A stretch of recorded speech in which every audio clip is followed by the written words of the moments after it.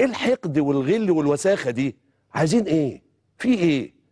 النهايه انا توصلت لشيء غريب جدا.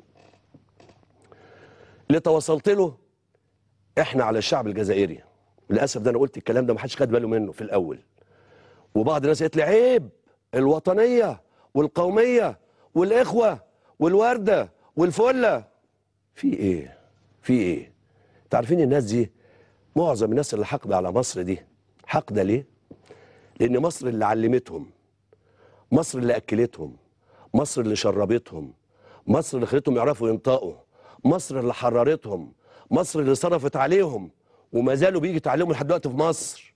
هي دي النقطة اللي الناس فيها محروقين. هتقول لي والله العظيم ثلاثة، هي دي النقطة. احنا اللي حررناكوا واحنا اللي علمناكوا واحنا اللي نضفناكوا واحنا اللي خليناكوا تعرفوا تلبسوا، وما زلتوا حضرتك مش عارفين تلبسوا. لا لا لا لا لا صوت ولا صورة. انتوا نسيتوا شعب الجزائر ده شعب لقيط.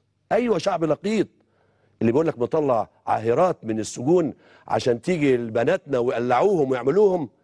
لموا بناتكم وستاتكم من الشانزليزيه، لموا بناتكم وستاتكم وكل اللي متخنسين من الاوبرا في باريس.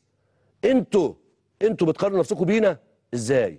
ده لو انتوا قارنتوا نفسكم بينا نقول على الدنيا يلا السلام، وغصب عنكم هنديكم فوق دماغكم. وانا بقول لكم الكلام ده مش من فراغ، وانا بقول للشعب المصري اللي من جوه بيغلي زي ما انا بغلي. وانا بقول لكم انا متاسف ان بقول الفاظ زي كده، بس انا بقالي يومين انا ما نمتش مش عارف ليه. فانا بقول لكم حقكم هيجي لكم من سياده الرئيس. انا بقول لكم الكلام ده من يقين من جوايا. كلام اللي حصل ده كله لولا سياده الرئيس كانت حصلت مجزره. انا بقول لكم سياده الرئيس احنا عايزين نتأنى.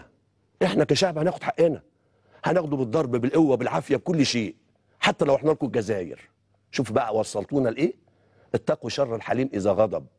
لما طلعت وقلت يا جماعه خلي بالكم اللي بيحصل ده في الجزائر، وجبت النعش اللي حاطين عليه نعش وحاطين عليه علم مصر، وبيشايلين واحد قال لك ايه، طلع بعض الصحفيين قال لك مصطفى عبده ومكلميني انا شخصيا، واللي عايزين اقول اسامي هقول اسامي، يقول لك ايه انت جبت الكلام ده منين؟ ده الكلام ده مظاهره في مصر سنه 72. لا ده انا جايبه لكم، شوفوا النعش اللي في مصر اليوم النهارده ولا امبارح منزلينه. الناس دي مش ماتش كوره. ادي النعش الاخير اللي عاملينه ده امبارح. ده النعش في البلد القذره اللي حكومتها منقسمه جزء. شوف وكاتب قال لك الاعلام المصري مات، والناحيه الثانيه والجنب الثاني سمير زاهر. كل ده ما يفرقش، كل ده ما يفرقش. اللي انا عاوز اوصله لكم يعني الكلام ده انا مش جايبه من عندي ولا من بيت ابويا ولا من بيت امي، ده هو من عندهم. شفتوا بقى الكلام اللي احنا كنا بنقوله قبل كده؟ انا بس عاوز افكركم لان انا مش مع الهوجه. انا لما طلعنا قنوات دريم والمحو دريم والحياه ومودرن وطلعنا مع بعض، احنا كنا طالعين لهدف واحد. انا ما غيرتش رايي، ولا خالد الغندور غير رايه، ولا عمرو اديب غير رايه، ولا احمد موسى ولا مدحت شلبي. احنا كنا عند راينا، كنا عند راينا. لما عمرو اديب كان بيتكلم الراجل كان بيتكلم محروق. خالد الغندور لما هاجوا عليه بعض الاخوه المتسلطين اللي بيلعبوا باسم مصر وبيقبضوا على اسم مصر كلام فاضي، كلهم كانوا بيلعبوا علينا. لما طلعنا قلنا الكلام ده، كنا بنقوله من داخلنا. احنا مالناش مصالح مع حد.